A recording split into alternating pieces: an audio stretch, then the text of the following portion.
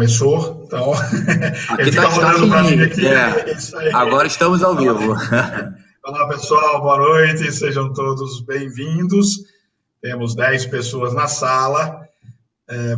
Eu sou Edson Martinho, junto comigo está o Vinícius Airão, que já está a postos.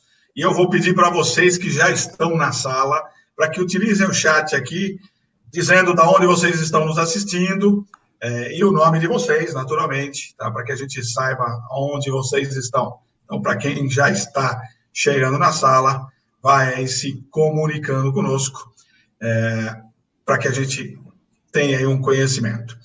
Nós estamos iniciando hoje o CONADSE Virtual, o primeiro CONADSE Virtual, que faz parte da continuidade do nosso Congresso Nacional de Atualização de Docentes em Segurança com Eletricidade. Nós teremos uma programação entre esta semana e a próxima, por enquanto, a programação fechada, o Anderson já está aqui, por enquanto a programação já está fechada para esta semana, nós teremos esse evento, essa apresentação hoje, amanhã 2 apresentações, umas 10 horas da manhã e umas 8 horas da noite, na quarta-feira às 10 horas, na quinta-feira às 10 da manhã e às 8 da noite, com alguns temas que vocês escolheram. Nós ainda estamos negociando alguns outros temas e provavelmente na próxima semana teremos mais pelo menos 2 ou 3 apresentações complementando o CONADSE. Para quem não sabe o que é CONADSE, CONADSE vem do nome Congresso Nacional Abracopel de Atualização de Docentes em Segurança com Eletricidade. É um projeto que já tem 8 anos na Abracopel, ou 10 anos na Abracopel, e ele originalmente é um congresso a cada 2 anos, onde nós reunimos presencialmente os docentes, os professores de escolas técnicas, universidades, faculdades e instrutores que atuam com elétrica e segurança do trabalho. E durante uma semana, em um hotel ou um local específico, nós fazemos uma série de atualização dos docentes.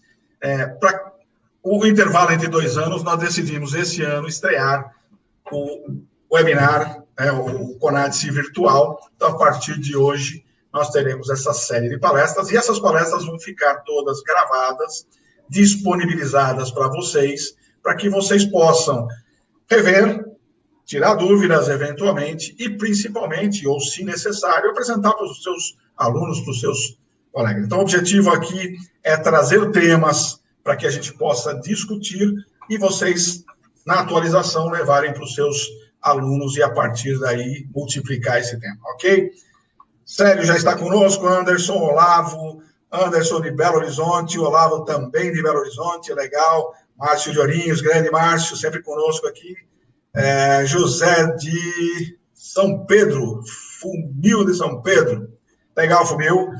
Sejam todos bem-vindos, a gente vai começar já. Eu trouxe, Vinícius, um dos temas que vocês escolheram é sobre sistemas fotovoltaicos.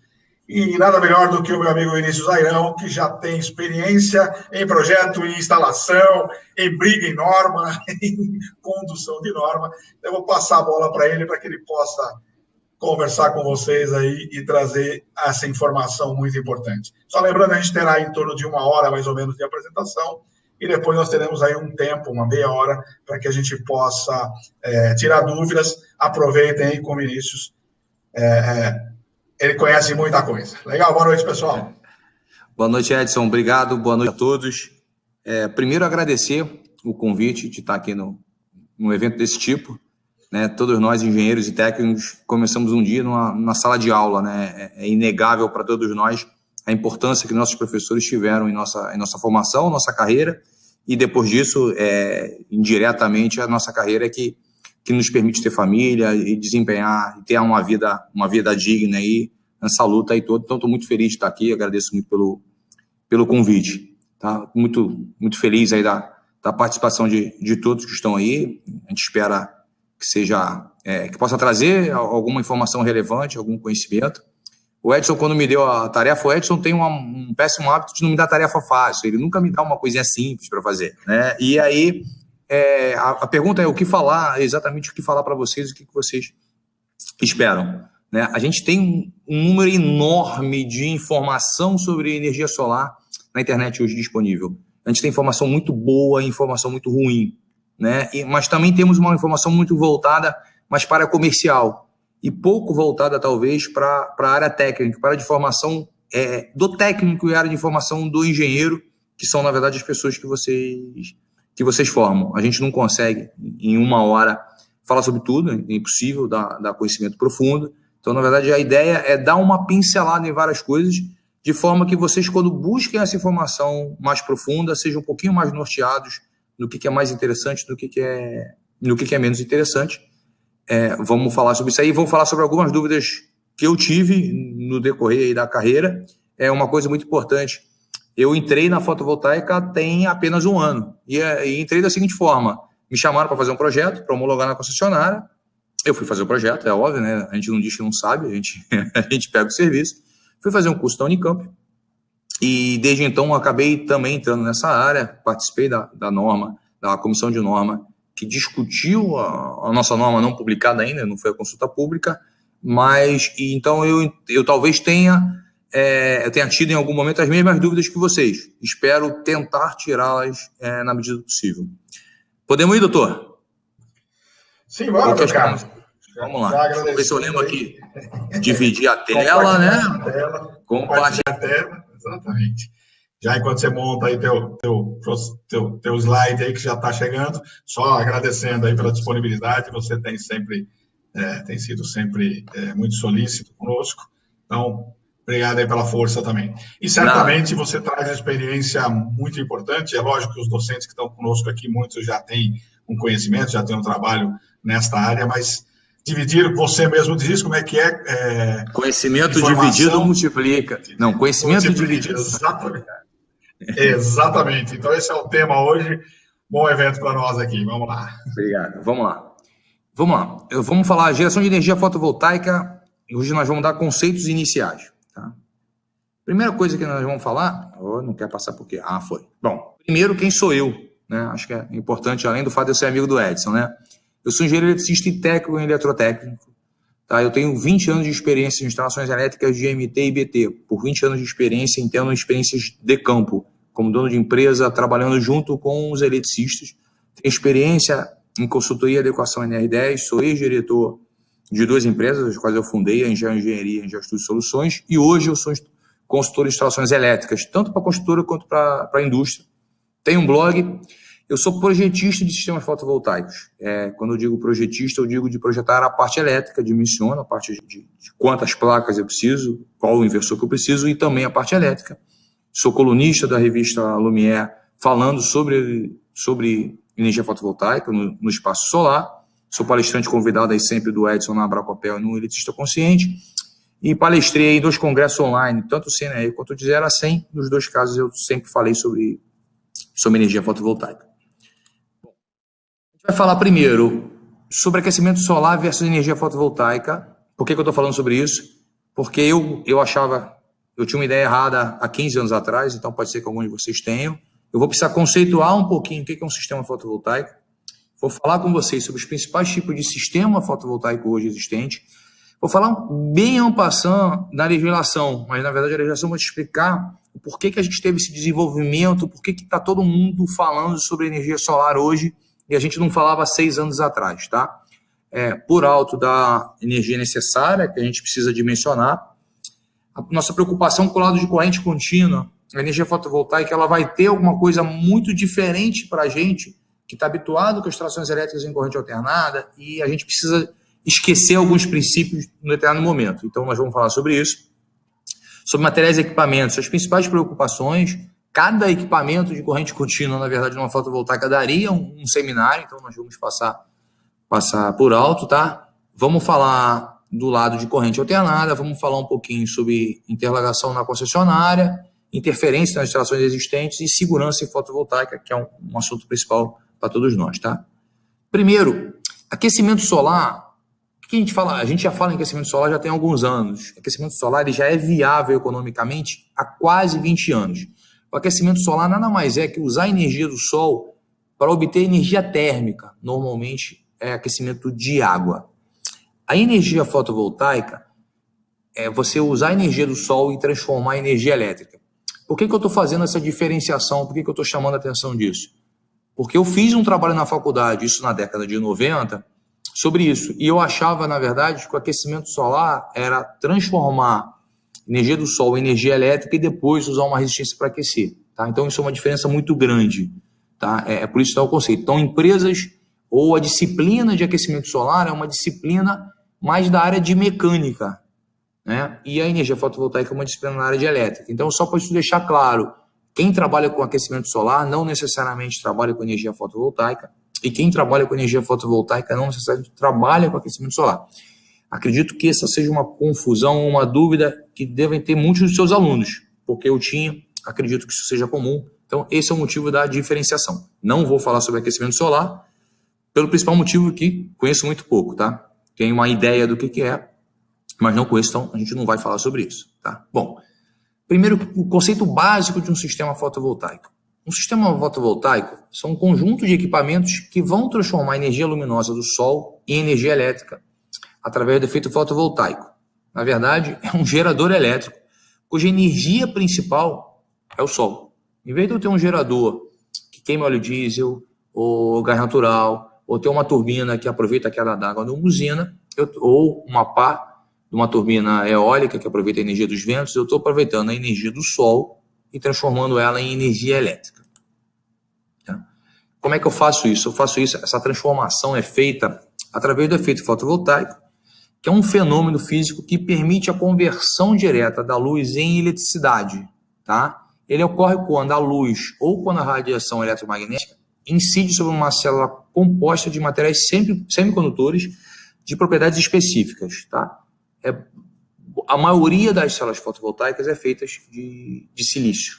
Tá? Existem outras tecnologias, cádmio, telurítio, mas hoje a nível comercial, não vou dizer 100% das células que vocês vão encontrar no mercado, mas mais de 95% das células que vocês vão encontrar no mercado, elas são feitas de silício, tá? Ou só silício, ou silício com algumas outras coisas que seria o policristalino. Tá? Eu tenho 3 tipos de placas hoje mais usuais. As placas monocristalinas e policristalinas. Tá? A diferença entre as duas, na verdade, principal é a eficiência, e por eficiência, quantos % da energia do sol eu transformo efetivamente em eletricidade.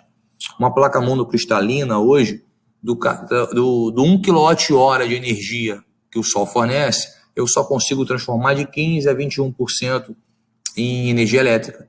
E num policristalino, eu só consigo transformar de 13% a 16,5%. Isso é valores comerciais que eu tenho hoje disponível no mercado. Eu tenho placas de laboratório que dão mais do que isso, elas não são comerciais ainda, mas isso só para vocês verem a possibilidade de crescimento de tecnologia.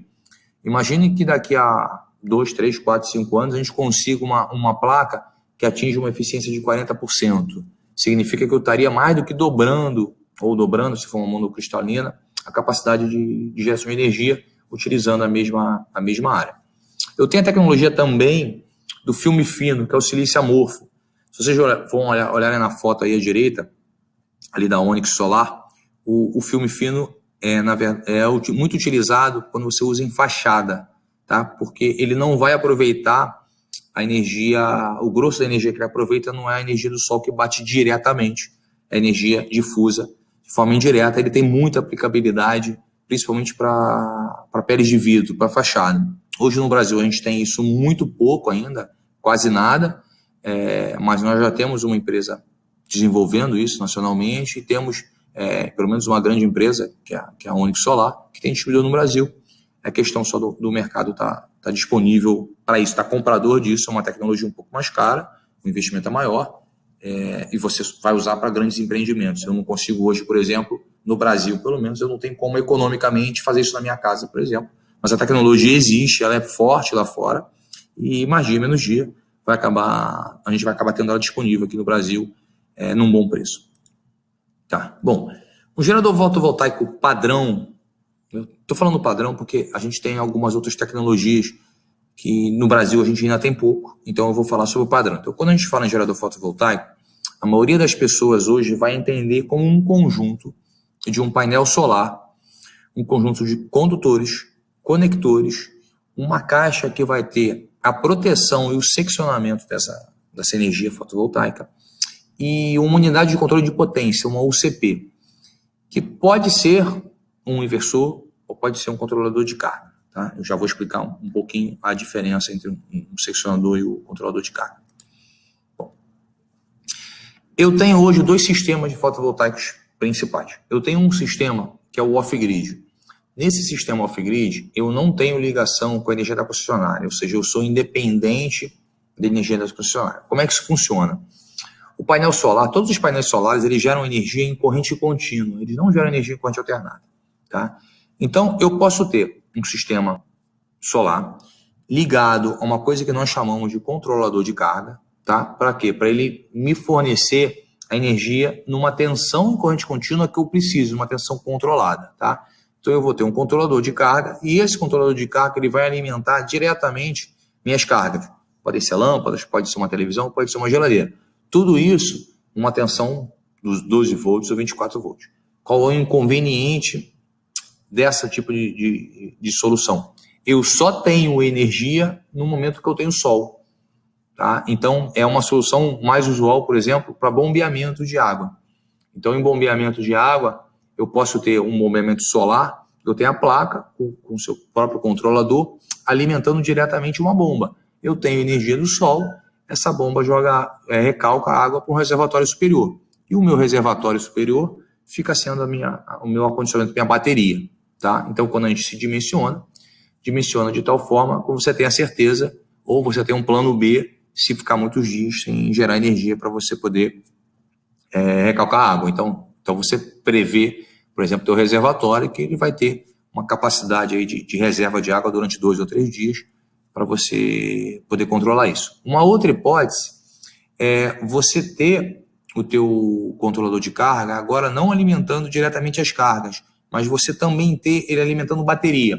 Então, eu tenho sol, eu tenho energia, eu carrego a bateria e no momento que eu preciso da bateria, aqui no desenho, no momento que eu preciso da bateria, essa bateria fornece energia para as minhas cargas. Tá? E aí eu tenho que tomar os cuidados de especificar bateria do tamanho necessário para eu poder usar. Né? Eu tive 3 dias sem sol, eu tenho uma bateria que vai conseguir me fornecer, manter a energia para mim durante 3 dias. São alguns cuidados quando a gente faz o projeto. Né?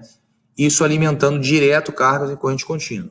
Eu também posso usar a bateria e agora para alimentar cargas em corrente alternada. Então eu tenho uma fazenda, ou eu tenho um sítio, um local onde não tem energia, ou tenho uma casa numa ilha, e eu não tenho energia da concessionária, eu não quero ter energia da concessionária, eu tenho de novo o painel fotovoltaico, eu tenho um controlador de carga, e esse controlador alimenta uma série de baterias, que por sua vez vão alimentar um inversor, cujo objetivo do inversor é transformar a corrente contínua em corrente alternada, para que eu possa alimentar as cargas na minha casa. Esse sistema, seja alimentando a carga diretamente em corrente contínua, ou alimentando a carga em corrente alternada, onde eu não tenho o uso da concessionária, é o sistema off-grid. Qual é o problema do sistema off-grid? Por que ele não é disseminado? Então, Vinícius, eu vou comprar, vou botar na minha casa e nunca mais vou precisar da concessionária. Eu tenho um problema. Armazenar energia através de baterias é caro. Tá? Então, é mais comum que você encontre sistemas off-grid em locais onde eu tenho uma dificuldade muito grande de ter energia da concessionária. Ou num local deserto, num local que está muito longe para a concessionária me atender, ela vai me cobrar uma pequena fortuna. Tá? Então, essas são as explicações maiores. Não é a maioria das aplicações. Boa parte das aplicações hoje de fotovoltaica são conectadas à rede, que é outro sistema que a gente vai ver. Não são todas as empresas que trabalham com o dimensionamento, por exemplo, de bateria de off-grid. Eu, por exemplo, não trabalho. Tá? Eu sei a teoria, mas nunca dimensionei. Tenho minhas dúvidas se dimensionaria da forma correta. Isso não é o mais comum. É uma tecnologia que existe, é óbvio que para quem está num curso técnico, para quem está saindo da faculdade, precisa aprender. Eu tenho a desculpa de que me formei há alguns anos. Mas o pessoal novo não teria. É uma coisa a aprender, mas não é o boom do mercado, não é por causa disso. Vamos falar agora aquilo que é o boom do mercado. Bom, o meu outro sistema é um sistema conectado à rede. Como é que ele funciona?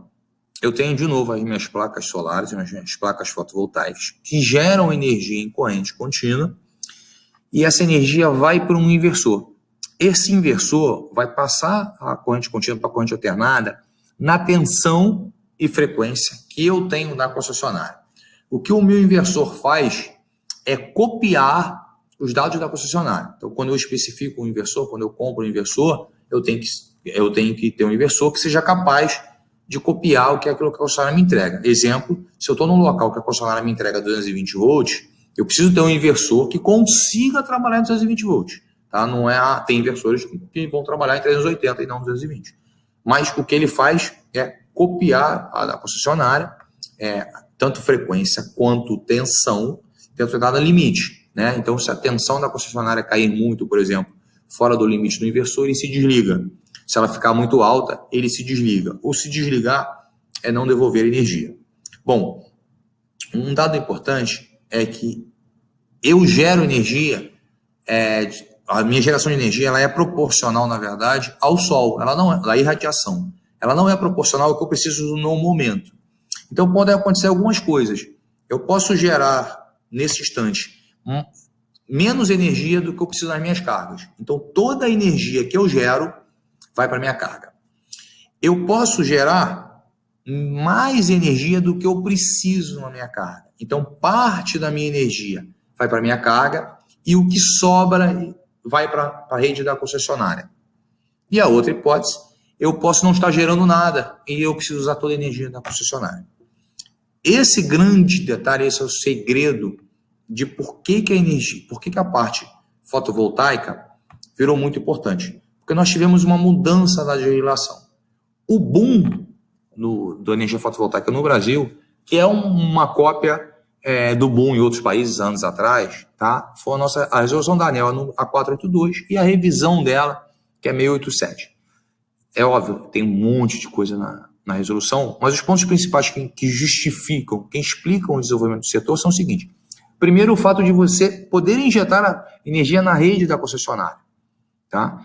O quanto que você injeta abate do quanto que você tem que pagar. Vamos dar um exemplo. Né? Por exemplo, eu usei na minha residência 800 kWh. Eu usei isso da concessionária, 800 kWh. Porque eu passo o dia todo fora de casa, né? E à noite chegou eu e minha esposa e nós usamos a geladeira, usamos o chuveiro elétrico, né? Usamos o ar-condicionado. A gente mora no Rio de Janeiro, é calor. E aí nós usamos 800 kWh. Só que eu tenho um sistema fotovoltaico na minha casa que durante o dia não tem ninguém em casa. Então ele gerou 600 kWh, por exemplo, mas não tinha ninguém para usar. Estava a geladeira trabalhando, então eu devolvi para a concessionária. Quando vier a minha conta no final do mês, a conta vai vir assim: energia consumida da concessionária, 800 kWh. Energia devolvida da concessionária, 600 kWh. Energia a pagar, 800 menos 600, 200 kWh. Então, essa modificação que me fez não necessitar de ter bateria na minha casa. Porque agora, na hora que eu gero energia e não preciso, eu devolvo para a concessionária e, abre aspas, a concessionária guarda para mim e me dá na hora que eu preciso dela.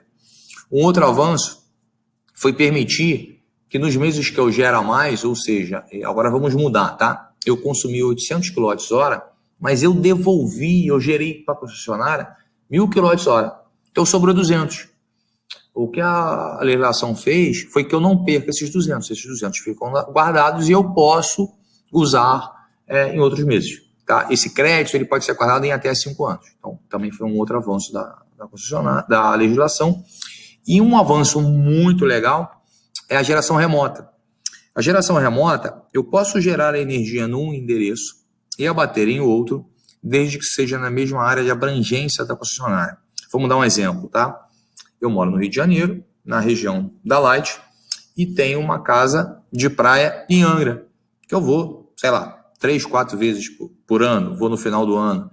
E eu resolvi botar, eu moro num apartamento, eu resolvi botar energia, eu não consigo botar, eu não tenho um telhado suficiente para gerar energia no meu apartamento aqui no Rio de Janeiro. Mas eu tenho uma área boa lá na minha possível casa em Angra. Então eu boto meus painéis solares na minha casa em Angra e a energia gerada lá, que sobra, que volta para a concessionária, eu digo para a concessionária Light, olha só, aquele meu endereço tal em Angra, eu quero que a energia que eu estou devolvendo seja abatida no meu apartamento, em tal lugar. Então, essa possibilidade da geração remota também foi um grande avanço. Com essas modificações é que o mercado se mexeu.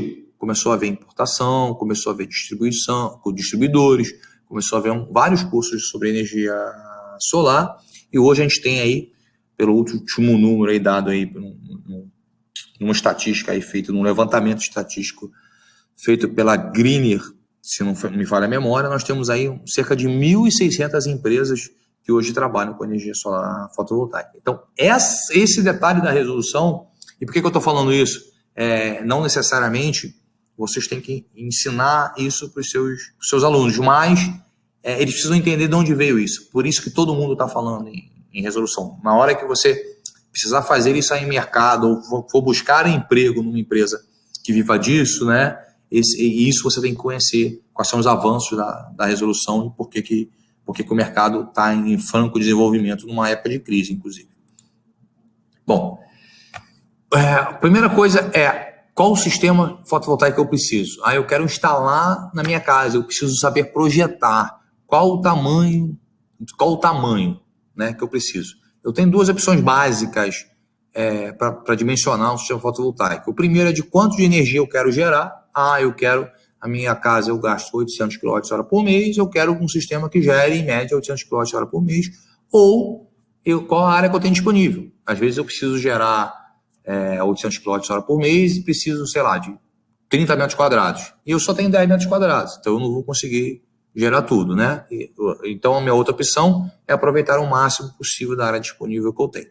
Bom, só que para isso eu preciso saber de quanto um módulo produz de energia, né? Quando eu digo que eu tenho uma placa, assim que eu compro uma placa, né? Eu compro uma placa de 250 watts pico, eu compro uma placa de 315 watts pico, mas eu não tenho a mínima ideia de quanto uma placa de 250 watts pico produz de energia, de quilowatt-hora, que é isso que eu quero saber, né? Quando a gente dimensiona a placa em quilowatt, mas o nosso objetivo é o quilowatt-hora. Bom, a gente determina a energia produzida com base na insolação diária, na área do módulo e na eficiência do módulo, tá? Os valores elétricos dos módulos são condições específicas de laboratório. Eu, quando entro no catálogo do fabricante lá no datasheet, ele me dá essas informações todas de quanto o módulo em condições de laboratório produz, qual o nível de tensão, para qual insolação, né? Uma insolação de 1.000 watts por metro quadrado, o meu módulo produz nas condições específicas de laboratório tantos watt-horas por dia, né? Eu também tenho um detalhe do ângulo, né? Eu tenho o sol, né? Então, na mesma localidade, o sol voltado por um determinado ângulo, eu tenho uma geração máxima, né? Quando aqui no hemisfério sul, quando a gente tem o painel voltado para o norte, é onde eu consigo o máximo de aproveitamento do sol. Eu também tenho a inclinação do módulo em relação ao horizonte, ao 0 graus. Cada vez que eu inclino um pouco, eu vario a geração de energia, tá? Por quê? Porque eu tenho duas irradiações que o módulo transforma em energia. É a direta, é aquela que o raio solar batendo a 90 graus, na verdade, e a indireta, que é a difusa, que pega para a lateral. Então, conforme eu inclino, eu ganho ou perco geração. Num cálculo bem estúpido, bem aproximado, em média a gente diz o seguinte: a inclinação do módulo tem que ser igual à latitude do local. Esse é o valor burro, o valor assim ideal que a gente trabalha se eu precisar fazer um dimensionamento. Temperatura influi na geração, a inclinação em relação ao norte, isso tudo são parâmetros que a gente faz, que a gente analisa na hora de determinar a corrente, a energia gerada pelo módulo. Você pode usar as tabelas disponíveis, né? A gente tem vários mapas solarimétricos aí, a gente tem da e mais alguns, e usar essas informações, estimar, você consegue as informações mês a mês, aí você considera que em determinada região eu tenho 5 horas médias de sol, outras 4 horas e meia, e consigo e estimo uma geração em função disso em condições normais, condições ideais, tá? Ou você pode também usar um software de auxílio e aí você vai entrar com os dados da localização, latitude e longitude. O software tem as informações do mesmo mapa solarimétrico que a gente tem, e tem as informações tanto do inversor quanto das placas, e aí ele faz uma série de outras contas, e a princípio tem um número mais preciso. Eu não gosto de usar o termo preciso, porque lembre-se o seguinte: quando a gente tem dados de radiação, nós temos dados do passado, nós temos as medições, e não são ponto a ponto, né? Eu não tenho medições em todo o bairro do país, eu tenho em algumas localidades, e eu olho só o passado. O sol passado não necessariamente é o sol futuro. Então, mesmo por melhor que seja o software, eu sempre tenho um grau de incerteza. Se alguém disser para vocês que esse painel naquele endereço, naquele local, vai gerar X watts-hora por mês, é impossível dele firmar isso com 100% de certeza, mas os números dos softwares aí, dos principais softwares usados no mercado, são razoáveis. E para instalações menores, para instalações residenciais, comerciais, de potências menores, elas são razoavelmente aceitas. Quando a gente está falando em usinas que vão a leilão e esse tipo de coisa, aí os dados são um pouquinho mais complexos, e aí é de praxe, né? Se for um leilão da ANEEL, por exemplo, ela vai exigir que você tenha uma estação de medição primeiro, e aí você vai medir a quantidade de radiação naquele local, para, em função disso, gerar teu projeto, coisas do gênero, mas aí já são investimentos maiores, já são projetos maiores, tá? Como é que a gente dimensiona pela conta de energia? Como é que eu faço esse beabá de dimensionamento pela conta de energia? A primeira coisa que eu tenho que ter em mente é que eu não posso zerar a conta de energia. Por que eu não posso? Porque eu sempre tenho que pagar a concessionária o custo de disponibilidade do sistema. Então, quando eu gero energia para zerar a minha conta, ou seja, eu precisava usar 300 kWh e eu gerei 300 kWh, eu vou ter que pagar o custo mínimo para a concessionária. Então, eu estou jogando dinheiro fora. Tá? Então, sempre que a gente faz o dimensionamento, a gente busca produzir a energia menos o custo de disponibilidade. Então, se você é um sistema monofásico e consome 200 kWh na tua casa, quem vai projetar, deveria projetar pensando em não gerar 200, mas em gerar 170. Se você é bifásico, você tira 50 kWh, e se você for trifásico, você tira em 100 kWh, isso para o cliente de baixa tensão. Para o cliente cuja tarifa é do grupo A, de alta tensão, e aí você não tem custo de disponibilidade, mas você sempre tem a demanda a pagar. O cálculo é um pouquinho mais complexo, quer dizer, não é mais complexo, a gente tem que levar outros fatores em consideração, o cálculo econômico é diferente, a gente não vai abordar isso aí. Então, é necessário que dê uma olhadinha no momento que estiver pegando um cliente que seja de média tensão, do grupo A. Tá? Vamos dar uma exemplificada naquilo que eu falei, tá? Uma residência de 1.300 kWh por mês, e eu sei que a geração mensal de um módulo de 320 watts é de 38,75 kWh. Como eu sei, eu peguei determinada região, peguei lá meu atlas solarimétrico, vi que a média de sol naquela região, por exemplo, é 4 horas e meia, faço minha continha lá e consigo chegar ao 38,75. Esse é um método, tá? Então eu quero saber agora como é que eu vou dimensionar isso, e agora para o nosso cliente, quanto que ele precisa botar de painel solar, né? Então a gente sabe que a gente não deve gerar os 1.300 kWh por causa do custo de disponibilidade. Sendo um cliente trifásico, ele tem um custo de disponibilidade de 100 kWh. Então nós vamos projetar um sistema de 1.200 kWh por mês, tá? O meu número de módulos, então, vai ser 1.200 kWh por mês, dividido por quanto cada módulo gera, 38,75 kWh por mês, significa que eu preciso de 31 módulos. Com isso, acabei de definir qual o tamanho do sistema que eu preciso. Então, eu tenho um sistema cuja potência é 31 módulos, vezes 320 watts, 9.900 watts pico, ou 9,9 kW pico. Deixa eu voltar. Em linhas gerais, é assim que a gente dimensiona. Desculpa, a gente não. É assim que o mercado te dimensiona. Quando você entra aí num site qualquer de uma empresa que venda energia solar, né, e ela diga, mande sua conta, e você manda a conta para ela, a conta que ela faz é essa. Tá? Ele sabe para aquela região quanto o módulo gera, ou porque ele fez a conta aí no mapa, ele já conhece o mapa solarimétrico, ele fez a conta, ou ele tem um software, tá? O software também faz isso. Se eu não falar demais, eu ainda mostro o software aqui no finalzinho. Tá? É isso que a maioria das empresas faz hoje. É isso que 95% do mercado aí pequeno, que é a grande maioria das 1.600 empresas que eu falei, faz. Tá? Bom, só que o fato de eu saber que eu tenho 31 módulos não é o suficiente. Como é que esses módulos vão ser ligados? Tá? E aí, isso é básico para os seus alunos, isso é tranquilo para vocês. A gente tem associação em série em paralelo. Lembrando, quando eu associo duas baterias em série, eu somo tensão e a corrente permanece a mesma. E quando em paralelo, eu mantenho tensão e somo corrente.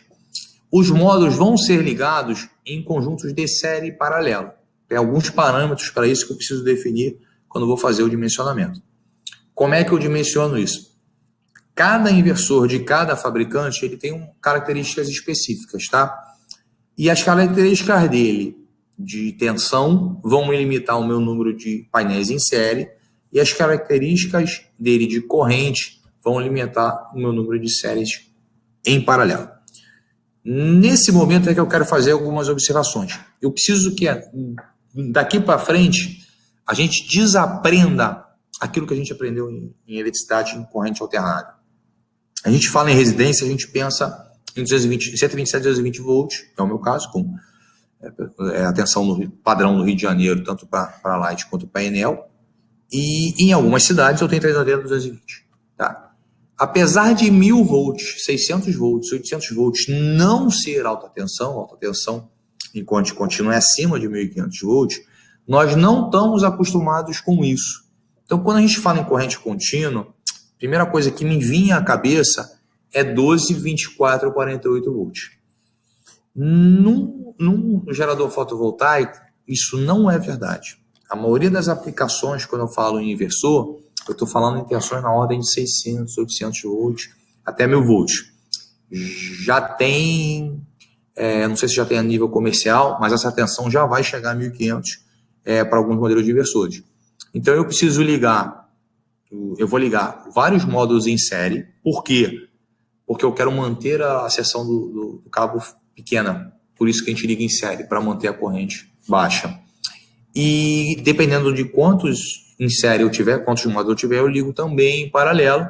E normalmente eles têm uma limitação baixa. Então, por exemplo, esse é o modelo do inversor aí de 12 kW. Reparem que ele tem uma tensão máxima de 1000 volts. E ele tem uma corrente máxima de apenas 20 amperes. Tá? Então, a maioria dos meus módulos desse aí vão estar ligados em série. Eu vou ter pouco paralelo. Tá? Então, isso é uma coisa que não é usual para a gente. Né? Quem está acostumado com corrente alternada, no primeiro momento pensa ao contrário. Né? A gente está pensando em correntes maiores. 20 amperes, aí abre aspas, uma coisa pequena para a gente que está acostumado com instalação de CA de todo dia. Tá? É óbvio, o inversor tem mais uma série de características. Tá? Eu chamei atenção nessas duas agora, porque elas é que vão limitar, elas é que vão me dizer a forma como eu vou ajustar esses painéis. Tá? Algumas vezes nós vamos chegar à conclusão, eu preciso de 31 painéis para 9 kW. Escolhi o inversor da marca tal de 10 kW. Às vezes eu vou chegar à conclusão que ele não dá 31, ele precisa só 30, porque 31 vai estourar algum parâmetro dele, e aí eu posso trocar de fabricante, trocar de modelo de inversor. Não é tão simples quanto eu dimensiono o disjuntor. Eu preciso de um disjuntor de 100 amperes, não me interessa se ele é da Schneider, se ele é da BB, se ele é da STEC, é 100 amperes. No inversor, os parâmetros mudam, eu preciso estar sempre olhando isso.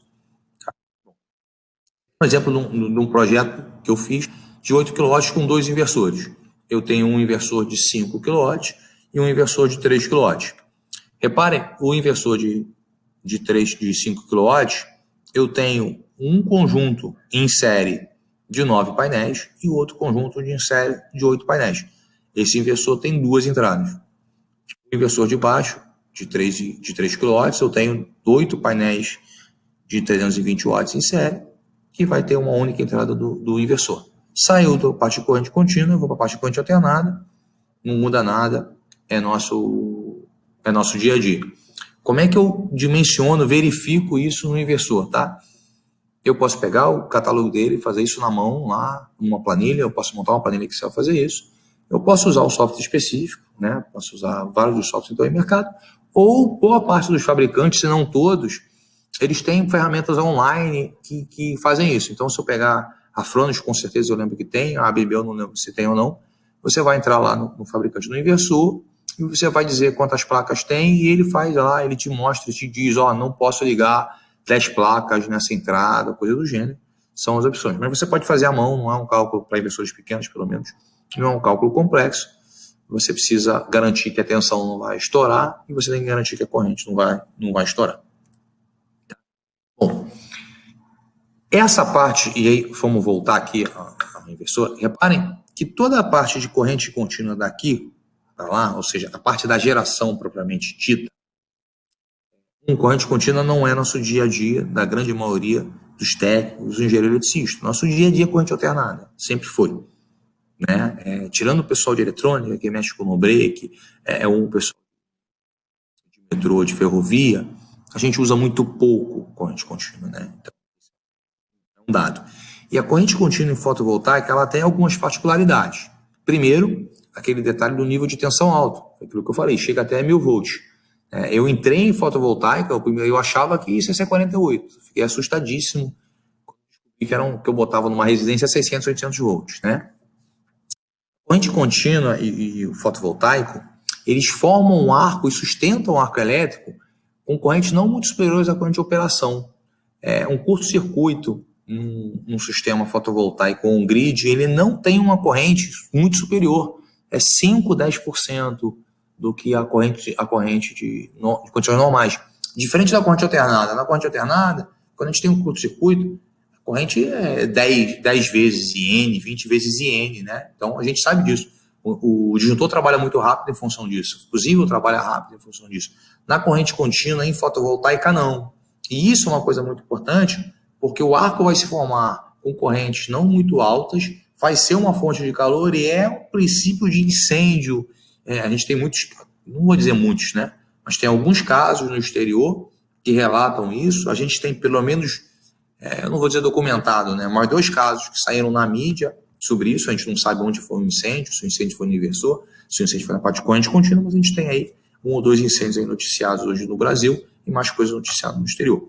E uma coisa muito importante é que o sol não tem botão de desligar.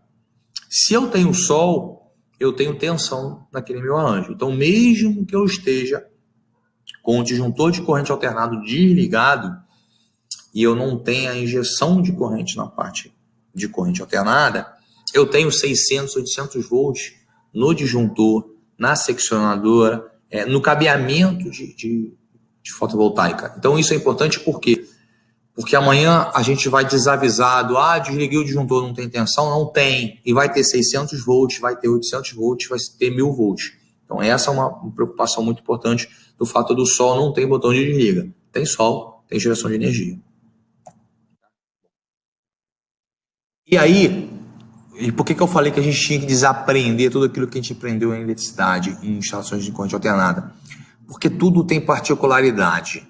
Se a gente tentar aplicar os nossos conhecimentos, nossos equipamentos padrões que a gente usa em corrente alternada, nessa parte de fotovoltaica, nós vamos estar correndo o risco de matar alguém, de ter um incêndio. Tá? As particularidades são, praticamente cada equipamento tem uma particularidade diferente e eu vou tentar varrer algumas. Primeiro, condutor para fotovoltaica. Quando a gente fala na placa, né, eu tenho uma usina solar e eu tenho calor naquela placa, eu tenho sol, eu quero sol para gerar energia, né? Então aquela placa fica com uma temperatura elevada. Eu posso ter, por exemplo, os cabos expostos, né? Já que a placa solar está no telhado ou está numa usina em solo, nada me impede que eu tenha esses condutores expostos. Então esses condutores vão estar sofrendo a ação da radiação ultravioleta, vão estar sujeitos a intempéries, né? Eu estou dizendo para vocês que hoje a tensão pode chegar até 1000 volts, e já tem placas que suportam até 1500, então é só questão de você ter um inversor até 1500. Então, você precisa de um cabo apropriado para isso. Nós chamamos esse cabo de cabo solar, ele não tinha uma norma nacional, hoje ele já tem, tá? Essa norma entrou. Essa norma foi a consulta pública, eu não lembro agora se ela já entrou em vigor ou não, mas ela estava em consulta pública tem 1 ou 2 meses. tá? E aí ela faz uma série de exigências para um cabo usado num arranjo fotovoltaico. Entre outras coisas, ele é resistente à radiação ultravioleta, ele suporta a temperatura de trabalho de até 120 graus Celsius, diferente, né? O nosso cabo PVC ele vai até 70 graus Celsius, o nosso cabo EPR vai até 90 graus Celsius, né? E a tensão de isolamento dele vai até a 1,8 kV, tá? O nosso projeto de norma de instalações, ele diz que eu sou obrigado a usar este cabo sempre que eles estiverem próximo às placas, então os cabos que vêm junto às placas já são esses, né? Ou quando eles estão expostos a intempéries. Ela permite que fora desses pontos eu possa usar o cabo unipolar, tá? Aquele cabo com dupla isolação, que a gente no mercado aí chama há trocentos anos aí de cabo 1kV, tá? Mas ela não permite, em hipótese nenhuma, que eu use o cabo isolado. O cabo isolado, que é aquele com uma única isolação, que é o cabo que a gente chama no mercado 750 volts, ele não pode ser usado em lado nenhum, no lado de corrente contínua. Isso é o que está hoje no nosso projeto de norma de instalações sobre isso. Isso é um projeto, isso não foi em vigor, então não há nenhum regulamento legal que diga que é obrigado, mas nós colocamos isso na norma por entender a importância, né? Então, a sugestão é use cabo solar para tudo. Das horas que você achar que não deve usar cabo solar, primeiro ele tem que ser um cabo unipolar, e sugiro que você estude bem o porquê que você está fazendo isso. Para não errar, cabo solar o tempo todo. Em alguns outros pontos você pode usar unipolar. Eu não usaria, mas hoje é o que está no nosso projeto de norma. Tá? E nós vamos falar de disjuntores. Tá? E outro assunto complicado. A gente hoje, quando especifica um disjuntor para corrente alternada, a gente fala na amperagem e no nível de curto-circuito. E tchau e beço. E a gente esquece que tem que dizer se ele é para corrente alternada ou corrente contínua. Hoje, quais os disjuntores que podem operar em corrente contínua? Os disjuntores são fabricados pela NBR IEC 69441. Essa norma prevê disjuntor para corrente alternada e corrente contínua. Se o fabricante fez sobre essa norma e te afirma que pode ser para corrente contínua, show de bola, você pode utilizar. Os mini disjuntores, na verdade, eu só tenho norma internacional, é a ES 6898-2. Ela é uma norma de mini disjuntor para corrente contínua. Os nossos mini disjuntores, que é a NBR-M 60898, são apenas para corrente alternada. Eu não posso, em hipótese nenhuma, usar esse disjuntor de corrente alternada e corrente contínua. Isso é muito importante e é uma falha grave, muito comum que a gente vê no mercado hoje, tá? Outro problema é o DPS no lado de corrente contínua em fotovoltaica. Eu preciso utilizar DPS fabricados numa norma europeia, ela não é uma norma EAC, é a norma EN 505391. Por quê? Isso dá um webinar, tá? Mas o que vocês precisam saber é que até 2009, na Europa, se usava o DPS fabricado conforme a nossa norma, igual a nossa norma hoje, a IEC 61643. E aí tiveram uma série de incêndios, né? Começaram a estudar isso em 2007, 2008, tanto que alguns catálogos de alguns fabricantes vinham com uma observação que o fabricante não se responsabilizava por incêndio, até que em 2009 uma empresa desenvolveu e patenteou um DPS que ele não tinha mais esse risco de incêndio, que no final da vida útil ele conseguia desligar. Em 2011, foi feita uma norma, sobre isso é uma norma europeia, e segue essa filosofia. A forma como o primeiro fabricante projetou é dele, mas os outros têm que seguir algumas coisas. Qual é o nosso problema quanto a isso? Isso é uma norma europeia. A nossa norma não foi revisada, a nossa norma de DPS no Brasil. Então, nós temos vários fabricantes de DPS no Brasil que se aproveitam do fato de que nós não revisamos a norma de produto no Brasil para fabricar conforme norma antiga que ocasionava incêndio na Europa. Tá? Então, eu entendo que é uma irresponsabilidade nossa, como engenheiro, como um técnico, aproveitar um vácuo normativo nosso brasileiro para fazer algo inseguro. Tá? Então, essa aí a observação. Isso está no nosso projeto de norma, mas, de novo, o projeto de norma ainda não virou norma. Né?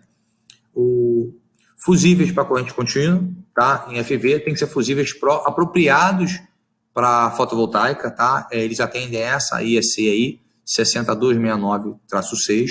Outros fusíveis que não estejam inscritos, que são especificamente para fotovoltaica, que não atendem essa norma, não podem ser utilizados para arranjos fotovoltaicos, tá?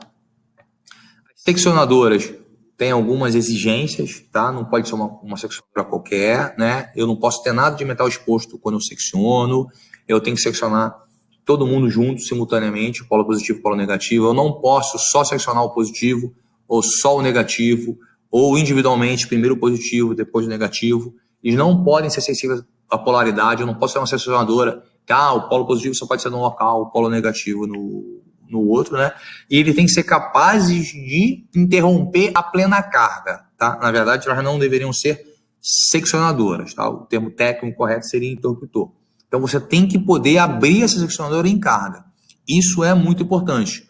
Por quê? Porque eu só não desligo. Então, eu tenho que conseguir isolar o meu inversor na parte de corrente contínua com alguma segurança, tá? Por último, né, eu tenho uma caixa, um quadro no lado de corrente contínua, que por um motivo que eu não sei explicar, se chama de caixa de junção, essa é a tradução, e em inglês é string box, que é o termo que a gente usa no mercado, tá? Dificilmente você vai ver alguém escrevendo caixa de junção, apesar de ser o termo técnico em português, tá? Nós escrevemos string box. Bom, ainda tem uma polêmica em cima disso aí. Tem uma série de fabricantes que fornecem simultaneamente um único quadro, tá? Que tenha a parte corrente alternada e a parte corrente contínua. Eu estou dizendo para vocês que naquele único quadro eu tenho do lado esquerdo, por exemplo, 600, 800 volts corrente contínua, e no lado direito 220 volts corrente alternada. Eu acho que são pontos de perigo, mas a 5410 me afirma que duas fontes de energia não podem coexistir no mesmo quadro, com exceção onde eu faço o intercâmbio, por exemplo, na QTA, ou meu quadro de paralelismo, tá? Então, no caso específico de um sistema on-grid, eu tenho o gerador fotovoltaico de um lado e eu tenho a concessionária do outro. Então, são duas fontes de tensão. Isso é vedado pela norma de instalações, pela 5410, e uma série de profissionais, uma série de empresas teima em não atender isso. Isso é uma coisa muito importante para vocês aí salientarem com seus alunos, para que eles se formem sem esse vício, tá? Depois disso tudo, virou instalações de corrente alternada, é o que a gente conhece no dia a dia. Os detalhes importantes são que onde eu interligo o meu inversor até o medidor da concessionária, é óbvio, né? Todo mundo tem que ser capaz de conduzir aquela energia, né? Se eu estou botando um sistema de 10 kW, eu tenho que ligar num quadro que suporta 10 kW. Eu tenho que ter um cabeamento que suporta 10 kW. Isso é uma condição aparentemente óbvia, mas é muito importante que seja ressaltado, tá? E é óbvio que o local onde você faz a conexão seja segura, né? Não adianta você querer botar um sistema fotovoltaico na casa de um cliente ou uma empresa qualquer, e eu tenho aquele quadro ainda antigo, tudo sem barramento, tudo cheio de gambiarra. Eu tenho que resolver o quadro primeiro. Então, todo local que eu interajo, ou eu projeto aquela interação, eu tenho que fazer de tal forma que após a minha intervenção que eu esteja seguro. E eu tenho uma coisa segura quando ela está dentro aí dos padrões mínimos da norma. Tá? Quando a gente fala em fotovoltaica, eu falei em inversor, eu falei para vocês em 600 volts, 800 volts, é o chamado inversor de string, tá? A gente tem uma outra tecnologia, ela é mais recente do que essa, ela em linhas gerais, hoje até menos, tá? Mas até um ano atrás, um pouco mais caro, hoje já está brigando pau a pau, que é o microinversor. O microinversor, ele nada mais é do que um inversor pequenininho, tá? Que eu colo na placa. Esse inversor aqui, esse modelo aqui, por exemplo, eu consigo ligar em 2 placas, tá? Esse fabricante tem modelo para ligar 4 placas. O fabricante de maior venda, maior market share nos Estados Unidos, eu acho que ninguém vende ele aqui, por exemplo, só dá para uma placa, né? O que esse microinversor faz? Eu colo ele é preso junto à placa, né? E cada plaquinha eu entro nele, só que cada placa ela tem menos de 60 volts. E ele não liga nem em série nem em paralelo, ele deixa todo mundo individual. Então é como se eu tivesse um inversor por placa. Com isso, eu já saio aqui uma entrada de uma placa, aqui é uma entrada de outra placa. Essa aqui já é a minha saída em 220 volts ou em 127 volts. O que acontece então, se eu estou trabalhando com 30 volts aqui, 60 volts no máximo, é o que, por exemplo, esse fabricante aqui suporta, eu não preciso ter dispositivo de proteção. Então, eu não preciso ter uma chave seccionadora aqui, eu não preciso ter um DPS aqui. E eu tenho 30 volts só, 40 volts, 50 volts. Então, aquele risco todo que eu estou preocupado lá em cima, aquele novo risco que eu estou preocupado, nesse caso não tem. É uma tecnologia mais nova, é muito utilizada, tem ganhando um bom espaço nos Estados Unidos. No Brasil, a gente tem essas vantagens, no entender de alguém, de uns pessoas, uns profissionais. É óbvio, toda tecnologia tem vantagens e desvantagens. Eu acho a vantagem da segurança muito grande. Tem alguns colegas que discordam de mim. Então, o que vocês precisam saber? Eu tenho uma tecnologia que já me permite lá ligar as placas, eu não tenho muita interação na parte de corrente contínua e já gero direto em corrente alternada.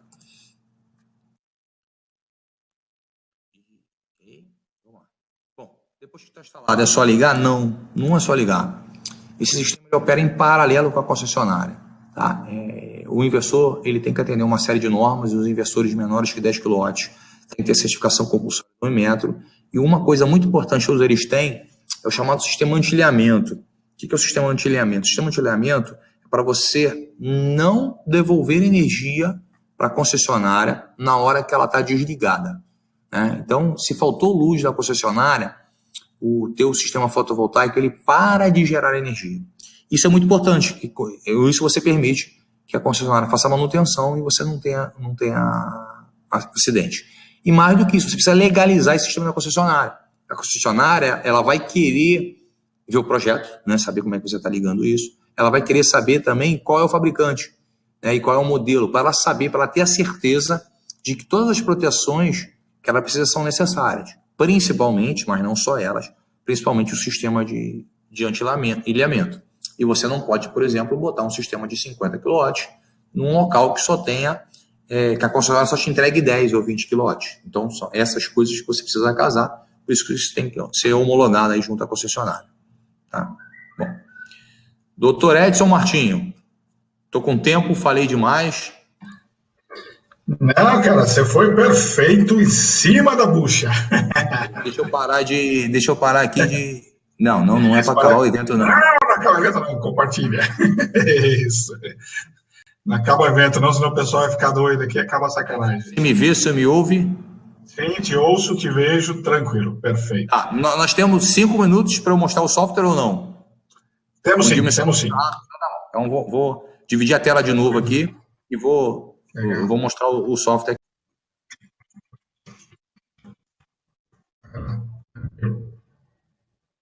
Ok, vou botar e aqui. Tá. Vamos lá, pessoal. Eu tenho uma série de softwares nacionais e estrangeiros que auxiliam o dimensionamento, tá? Tem o PVSys, que é um dos mais conhecidos, tem o PVSol, tem o Solergo. Hoje eu tenho o PV Switch, que eu não conheço ainda, mas é uma solução nacional. Aqui eu estou usando o Solergo. Por que eu uso o Solergo? Porque eu gosto de Solergo, tá? Eu acho mais simples de usar, mas isso é para vocês terem uma ideia de como é que a gente mais ou menos dimensiona, tá? Então, eu consigo puxar direto vamos ver se a minha internet está boa para isso, direto pelo Google Maps um endereço qualquer, tá? Então, vamos ver se eu consigo pegar minha infância, né? Vamos ver se será que eu consigo.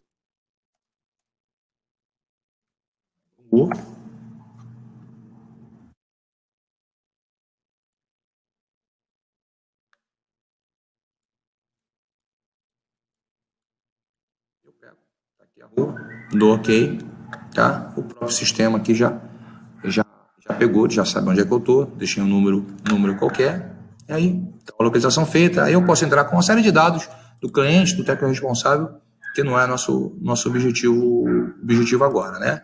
Bom, a primeira coisa que eu tenho que fazer é dizer para o sistema como é que está meu painel, em qual direção que está. Eu tenho um telhado lá, o telhado pode estar para o norte, pode dar para o sul.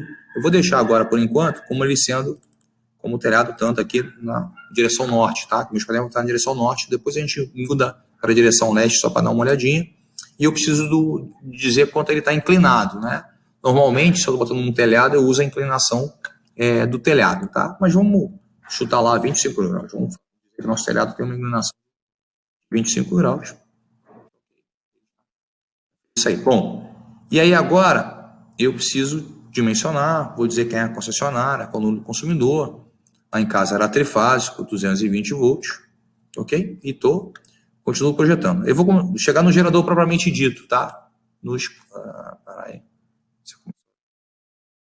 Gerador propriamente dito, tá? Então, eu tenho lá, eu já vou escolher um fabricante, uma placa qualquer. Vamos usar aqui a Canadian. Porque a Canadian porque é a que tem a maior market share no mercado hoje. Então, vamos usar a Canadian mesmo. Pegar um módulo, por exemplo, aí de 310 watts. O próprio sistema já carregou para mim, tá? E aí, eu quero dizer o seguinte, vamos botar lá que eu tenha 20 metros quadrados de área disponível, sem problema nenhum.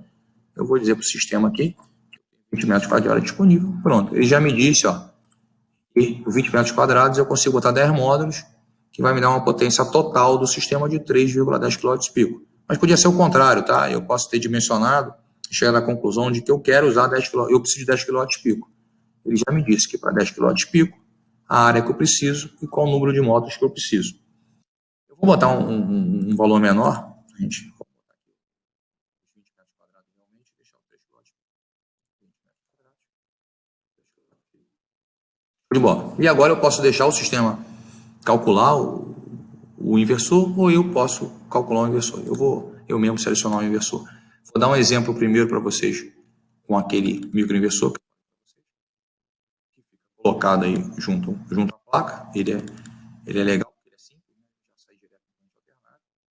Escolhi aqui um YC500.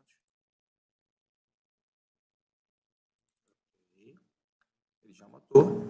Se nós temos aí, eu preciso de agora 5 inversores, cada um pega 2 plaquinhas, tá? Digo que são todos iguais, uma plaquinha para cada um. Ele já me disse verdinho que tá ok. Ele me disse, ó, que eu vou produzir anualmente no Rio de Janeiro, nessa situação, 4.091 kWh por ano. Essa é a estimativa, tá? Vamos botar agora, vamos voltar, só para vocês verem alguns impactos que eu tenho na hora do dimensionamento, tá? Vamos voltar agora. Eu não vou estar gerado para o norte, tá? Por um motivo qualquer lá, o telhado da minha casa está gerado para o oeste. Vamos ver o que muda, né? Agora, aquele mesmo sistema que gerava 4.000 e poucos kWh, ele reduziu aqui, ó. Ele gera menos, ele gera 3.700 kWh. Tá? E vamos mudar de novo agora, vamos para uma posição muito ruim, tá? Vamos botar uma péssima posição, que é o sul. Botei aqui o sul. Voltamos lá. 3.074 kWh. Então, para vocês verem a importância de onde está virado o sistema. Tá? Se está para o norte, está para o sul, tá a angulação. Agora vamos voltar ele aqui, vamos voltar à condição normal. Vamos voltar ele aqui para o norte, para os 180 graus. Ele está com o norte a 180 porque o sol é italiano, tá? Então, a referência, na verdade, é de lá. Então, nós voltamos aqui, ó, vamos lembrar que nós tínhamos 44.091 kWh. Só que agora, em vez da gente usar um microinversor, vamos usar, por exemplo, um outro. Vamos usar aqui, vamos usar o BIB, que também tem uns projetinhos feitos com BIB, então vamos usar o BIB aí de Aí repara agora que eu apareci aqui, ó, eu só tenho um inversor, eu tenho 10 módulos, e apareci aqui, ó, um xizinho que eu não posso fazer. Então, bom, quantos módulos eu tenho? Eu tenho 10 módulos, eu estou ligando um, né? Agora eu vou ligar em série, ó. Eu estou começando a aumentar o número de módulos que eu estou ligando em série. A tensão já foi subir, tá? Eu tenho 10 módulos, a gente consegue ligar os 10 módulos em série? Legal. Eu consegui aqui, ó, ligar os 10 módulos em série, a corrente legal, coisa do gênero. O que o software fez para mim? Isso é fácil de fazer na mão, tá? Mas o que o software para mim? Ele verificou. A tensão mínima que eu tenho é o suficiente para eu fazer o sistema funcionar. A tensão máxima é inferior àquilo que o inversor aguenta, tá? A tensão em vazio é inferior àquilo que ele aguenta e a tensão em vazio é menor do que a tensão de isolamento. A corrente que pode chegar no inversor é inferior à máxima que ele suporta e aí o dimensionamento do inversor eu posso ter um range, tá? Vamos ver quanto esse sistema deu? Repare, esse sistema aqui, pelo software, deu 4.190 kWh. Deu um pouquinho a mais do que o sistema com microinversor. O fabricante do microinversor reclama comigo que esse software não dá os valores que ele gostaria que desse, mas aqui é um exemplo. Se eu escolher um terceiro inversor agora, se eu não usar o BIB, usar, por exemplo, vamos tentar um Frônios da vida aqui.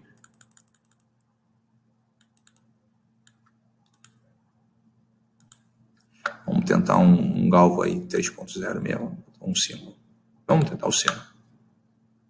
Vamos tentar o Cima aqui. E aí vamos lá para o Cima agora, vamos ver aí. Vamos ver se os 10 em série também funcionam. Show de bola, os 10 em série funcionaram. Ele já gera um pouquinho de energia diferente do anterior. Então a brincadeira é essa. Quando você faz um dimensionamento agora de FV, a diferença no inversor e na placa não é igual um inversor de 3 kW. Não, um inversor de 3 kW da Frônios vai me gerar uma coisa um pouquinho diferente do inversor de 3 kW da ABB, do inversor de 3 kW da SMA, do inversor de 3 kW da BIB, que por sua vez vai gerar uma energia diferente do microinversor, por exemplo. Tá? O que é o melhor, o que é o pior? Você que escolhe. Tá? O melhor ou o pior tem muito a ver com manutenção, com confiança que você tem no fabricante, com condições de preço e coisa do gênero. O software aí já não é muita coisa, mas o software vai me permitir que eu estude quando tem sombra, quando não tem sombra, porque se eu tiver uma árvore do lado, vai ter sombreamento, fazer esse cálculo na mão já é muito complicado, então a gente usa o software. Aqui agora, rapidinho, a gente não consegue fazer isso, mas são algumas coisas que a gente entra em consideração.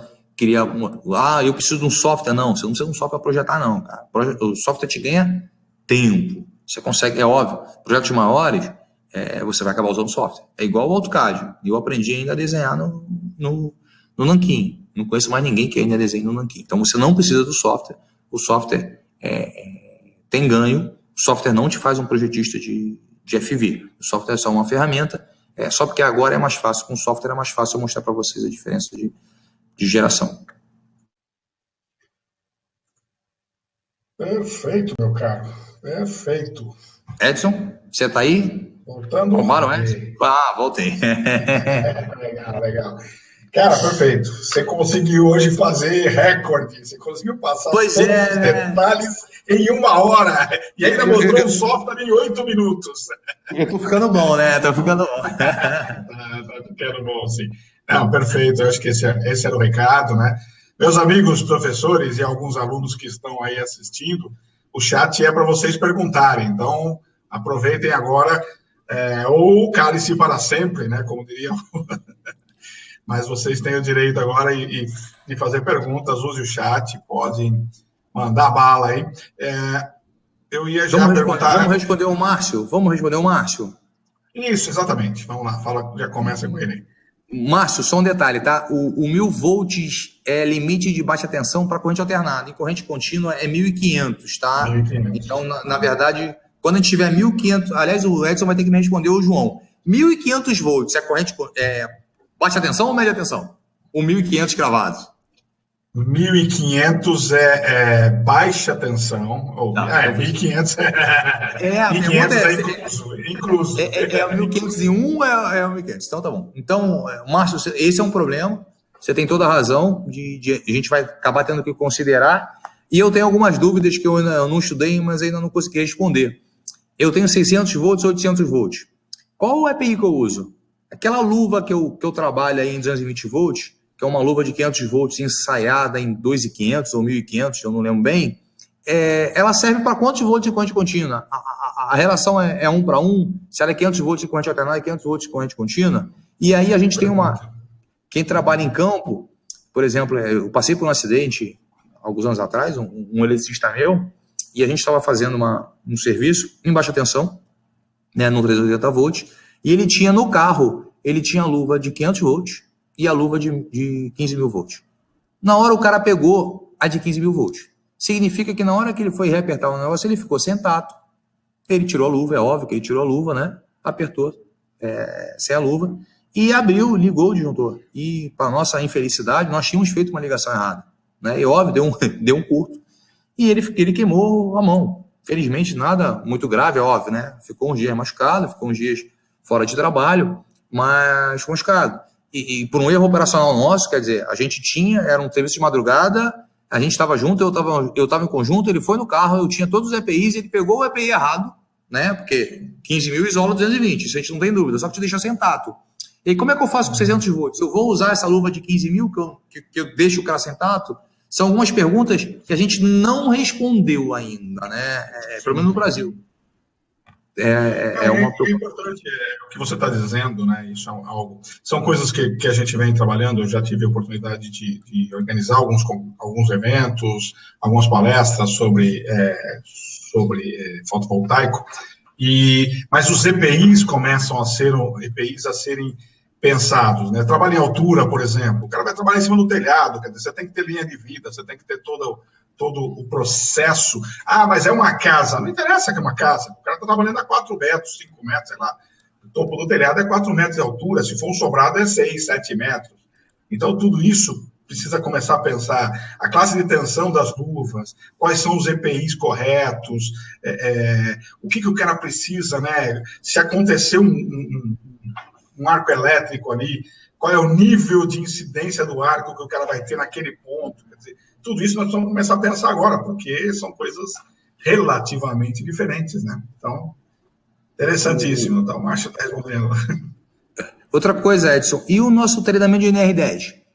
Primeiro que, pela filosofia da NR10, aquele treinamento que eu faço, quando eu vou para fotovoltaica, eu tenho que mudar, né? Porque, na verdade, o treinamento de NR10 é focado para onde você trabalha, né? E aí nós estamos trabalhando com riscos diferentes dos normais. Eu fui buscar outro dia, eu estou para escrever um artigo no blog sobre isso, eu fui buscar aquela curva de corrente no corpo humano. A gente tem aquela curva de corrente. Você já achou aquela curva para corrente? Acha aquilo para corrente contínua? Estou igual um tarado. Eu só achei aquela curva num paper australiano, que eu estou igual um doido, para tentar traduzir aquele negócio para poder botar alguma coisa. Então, quer dizer, a gente não tem estudo. Então, eu chegar e dizer para um cara que ele tem que fazer um treinamento de NRT. Quem é que é capaz de ministrar um treinamento sobre risco elétrico para fotovoltaica? Teoricamente, eu posso, você pode. Nós dois somos engenheiros eletricistas, nós conhecemos o risco elétrico. Tá? Mas eu, abre aspas, tenho um pouco mais de experiência do que você, mas dizer... Eu tenho zero DC. Então, é uma série de coisas que precisam ser pensadas e revistas. Pedir o cara com treinamento de NR10. É uma realidade, né, Vinícius, que a gente vai enfrentar agora, e aí a nossa audiência aí, que é formada basicamente por professores, né, que estão treinando esse pessoal, seja o eletricista, seja o técnico, seja o engenheiro, o projetista, nós vamos enfrentar isso o tempo todo, porque isso está pipocando que nem, sei lá, que nem pipoca mesmo, né? Está saindo de tudo quanto é canto, cada um quer instalar o seu, todo mundo, o cara passa na Santa Ifigênio, ali na Carioca, ali, que eu esqueci do Rio, e compra 2 plaquinhas, sobe no telhado e pronto, e vira profissional, né? Então... São hoje 1.600 empresas, a Greener, eu não sei se assim se pronuncia, mas acho que a Greener, ela faz é uma empresa do mercado, e ela faz um levantamento aí, não sei se de 2 em 2 meses, coisa do gênero, e lançou aí, tem uns 10 dias que lançou isso aí. Eu não li ainda, mas eu vi alguém fazendo chamada para a estatística dele, né? E uma delas é o número de empresas, que são 1.600 empresas, né? É muito fácil você ser um instalador fotovoltaico. Exatamente. E com uma preocupação muito pequena do mercado em si, das associações. É uma crítica que eles não gostam muito quando eu faço a crítica, né? Mas eu vejo muito pouca importância das associações, preocupação das associações sobre isso aí. Uma grande importância na parte mercadológica, eu concordo. Se não tiver ninguém para comprar, não tem engenheiro empregado, não tem eletricista empregado, não tem técnico empregado, mas a gente precisa andar de mão dada nas duas ênfases, né? A gente precisa se preocupar com a parte comercial, com a parte econômica, ela é importante, mas é buscar um meio de fazer isso com uma condição de segurança aceitável, né? E você sabe, Vinícius, eu tive recentemente na ANEEL com o pessoal que está hoje cuidando da parte da segurança com a população, e a nossa preocupação hoje é justamente o cara que está em casa, né? Porque, segundo os dados da Abracopel, hoje o número de acidentes fatais de choque elétrico dentro de casa é quase que igual ao número de rede aérea. São 170 contra 275 contra 200, ou algo desse tipo aí, sendo que na rede aérea a maioria do pessoal é pintor, pedreiro, instalador, e daqui a pouco esses caras vão estar também sofrendo acidente, porque eles estão próximo à rede, o cara vai estar no telhado, instalando placa metálica, quer dizer, nós vamos começar a ter que computar acidentes dessa história toda. Mas a ANEEL me disse, na verdade, o pessoal me disse o seguinte, nós estamos retomando o assunto de segurança para a população, mas nós temos que incluir este assunto na pauta da ANEEL também, porque o pessoal precisa começar a se tocar que vai estar próximo, vai estar, como o Márcio colocou aqui, 1.499 é baixa tensão, 1.500 é alta, né? Mas ele está dizendo, deixou o pensativo, é que você disse que pode chegar a 1.500 volts a tensão de trabalho dos inversores. Entendeu? Na verdade, eu já tenho placa no Brasil com 1.500 volts. Eu não vi inversor ainda, né? Então eu não tenho certeza se isso é uma tecnologia já comercial, já comercial, ou se e ele não chegou aqui no Brasil, ou se está para chegar. E quer ver uma outra coisa importante que a gente não considera? Combate a incêndio. Deu um incêndio de dia. Como é que o bombeiro faz? E aí você vai descobrir que a Europa trata muito pouco disso. A NFPA não. A NFPA tá chata com isso. A NFPA tá chata com isso. Mas você... Como é que eu vou dizer para o bombeiro do Rio de Janeiro, cara, olha só, sabe aquilo tudo que você sabia sobre incêndio? Você vai ter que aprender alguma coisinha a mais. Você não pode chegar e desligar o disjuntor geral igual você sempre fez, não, que não é o suficiente. É muita coisa. O Edson está te perguntando pelos números aí da Bracopel, aqueles teus números tristes. Márcio, aqui, ó, nós criamos o Anuário Estatístico de Acidentes de Origem Elétrica. Acabei de colocar o link aí para vocês baixarem, fazer download gratuito desse anuário. E vou colocar também para os professores que não tiveram acesso o raio-x das instalações elétricas residenciais. Tá? São os dois links que vocês podem baixar aí, os números do anuário estatístico e o raio-x. O raio-x é uma pesquisa que nós fizemos da situação das instalações elétricas em 1.100 residências, validadas 999, que mostra um pouquinho aí da situação das instalações elétricas. A próxima pesquisa que nós vamos realizar, talvez para o próximo ano, vai ser justamente a adequação da instalação elétrica hoje para receber o sistema fotovoltaico. O Vinícius vai ser um dos que vai encabeçar esse projeto aí conosco, mas é muito necessário, o Márcio está dizendo que vai ajudar no TCC de segurança do trabalho. Exatamente. Tudo que você precisar está aí, Márcio. Se você ainda achar mais alguma coisa, você pode entrar em contato com a gente aí, que nós temos mais alguns dados, né, que não foram divulgados ali, mas que são específicos, mas a gente pode te ajudar.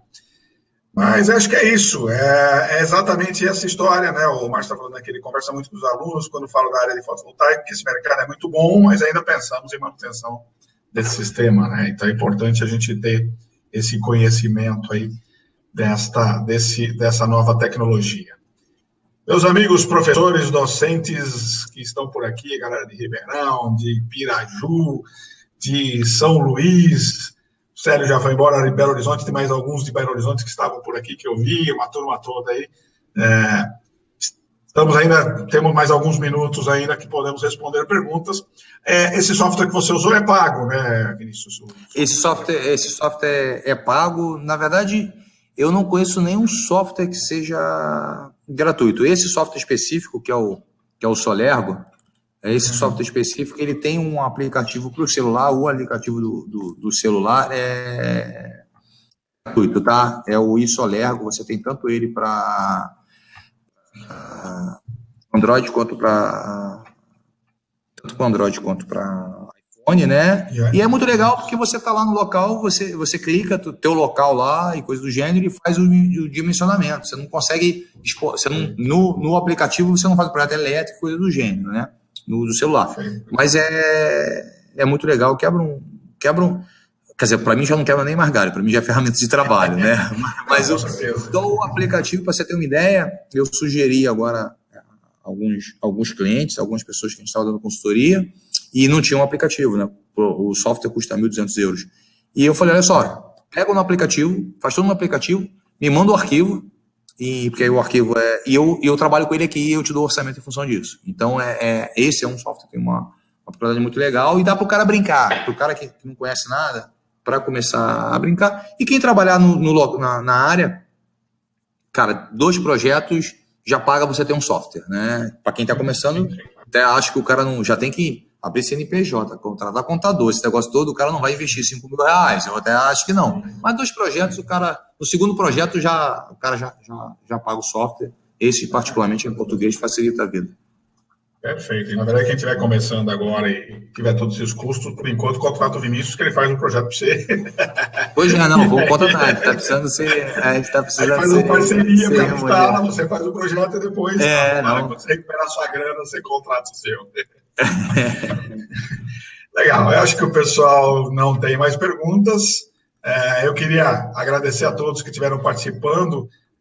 Esse é o primeiro dia do nosso CONATSE virtual. Para quem não estava no início, aí nós iniciamos hoje um projeto novo. O CONATSE, para quem não conhece, é um projeto onde é o Congresso de Atualização de Docentes. A gente faz um trabalho a cada 2 anos. E este ano, que é um intervalo, né, entre 2017, 2016 e 2018, que é o próximo presencial, nós decidimos fazer este virtual, que contará com várias palestras entre esta semana e a próxima. E vocês estão todos convidados, ok? Vinícius, meu caro, muitíssimo obrigado, por ter, mais uma vez, nos trazido aí. É importante para o pessoal que ainda está por aí, dias 31/1 e 1/9, nós teremos um congresso sobre fotovoltaico. Nós estamos organizando, vai ser em São Paulo, estamos aí acertando o local. Provavelmente eu estou solicitando o auditório do Instituto Federal de São Paulo, tá? Mas provavelmente será lá, se não for, vai ser em São Paulo. Então, todos estão convidados para participar de um congresso de 2 dias sobre sistemas fotovoltaicos. Eu e o Vinícius estaremos por lá, ok? Para quem é da área de segurança e eletricidade, nos dias 4 e 5 de outubro, nós teremos o ESW Brasil na grande cidade de Salto, próximo aqui a Campinas. Estão todos convidados. Esse congresso, infelizmente ou felizmente, é pago, tá? Mas quem quiser mais informações, deixa eu colocar aqui o link para vocês. Já. Cadê o ESW Brasil? Volta lá, meu filho. ESW Brasil é o Congresso de Segurança da Eletricidade. Aqui. Tá? Estão todos também convidados para se inscrever e participar conosco. Então, Vinícius, ok, houve uma melhora no retorno de investimento. O Marlon está perguntando se houve melhora no retorno de investimento. Marlon, nos últimos 12 meses, o preço do serviço, né, instalação, mais projeto, mais execução, caiu na parte de 25%, 30%. E cada vez que a conta de energia aumenta, que ela só faz aumentar, você melhora o retorno financeiro. Hoje você já tem aí é óbvio, depende da cidade, depende da tarifa, tá? Mas eu estou falando hoje aí de um retorno, você considerando o cálculo financeiro, as pessoas não consideram, tá? Então o meu número é mais alto do que as outras pessoas. Eu estou falando aí um retorno para residência, considerando o cálculo financeiro na faixa de 6, 7 anos. Se você usar como base a poupança, aí a taxa é menor. E você tem um detalhe muito importante, a energia elétrica só tende a aumentar em um sistema fotovoltaico, um sistema para durar pelo menos 25 anos, né? Então, o que vai acontecer daqui a 5, ou 6 ou 10 anos é que quem não tem vai pagar mais caro, quer dizer, vai subsidiar quem tem. Uma coisa do gênero hoje já é viável. A única coisa ruim é que você instala na tua casa, você não tem liquidez, né? Se você precisar daquele dinheiro amanhã, você não consegue vender o painel. Mas a melhora já teve razoável, e a tendência é que melhore mais um pouquinho ainda. O retorno do investimento, os preços devem estabilizar. Por enquanto não pode vender, né? Daqui a pouco os caras vão criar uma feirinha aí para vender. Não, daqui a pouco o nego vai dar. Bom, daqui a pouco o nego vai roubar para vender isso aí. Né? Exatamente. Legal. Então, pessoal, boa noite para vocês. Lembrando, a partir de amanhã às 10 horas, nós temos uma apresentação. Aliás, amanhã às 10 horas tem uma apresentação muito legal. O meu amigo Anderson, que foi o coordenador do Senae, vai dar umas dicas legais para você que é professor, transformar sua aula em aulas virtuais e multiplicar aí o seu ganho de hora-aula aí para poder pagar a conta aí e garantir o leitinho das crianças, tá? Então, não perca amanhã a partir das 10 horas.